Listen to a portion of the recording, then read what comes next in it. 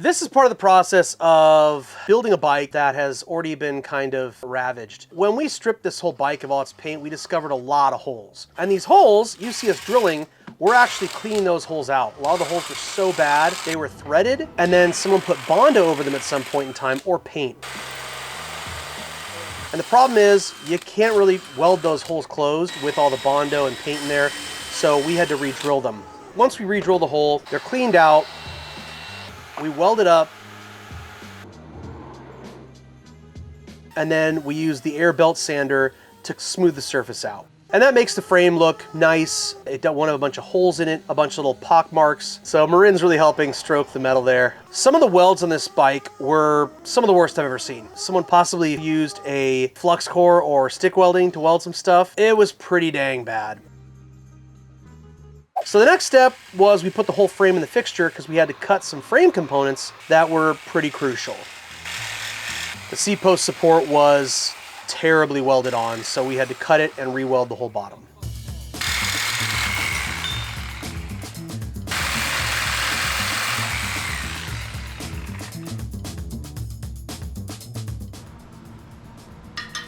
So what we had to do is we had to cope a piece of tube to replace the seat post support that we cut out.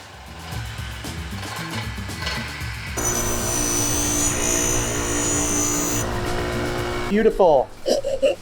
Big old fish mouth on that thing. Sexy. So something that helps to get grease off is you can acetone, but then if there's imperfections in the metal, hitting with a MAPP gas torch roasts everything off there, especially if you used a rag. It'll burn off any little fibers that might be stuck somewhere you're gonna weld. So we had to get the motor in there because we want to make sure everything fits before that frame gets welded. There we go, there we go. All right, that's good. So we didn't have enough components for the frame fixture or time to f around and make an absolute fixture for this motor. That's where the Kickstarter is, huh? And all the mounting points were bolted in. We could finish weld that part at the back of the frame there. That's the seat post support to the seat post cross member.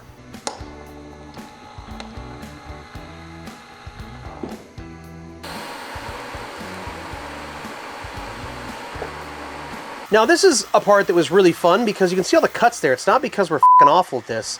It's because we were trying to find where the slug was in the hardtail kit. This bike was an original XS650 Yamaha bike, and somebody welded on a hardtail kit to it. If they're done well, they're great, but whoever did this bike did not do it well, so we had to un-F a bunch of their mess-ups.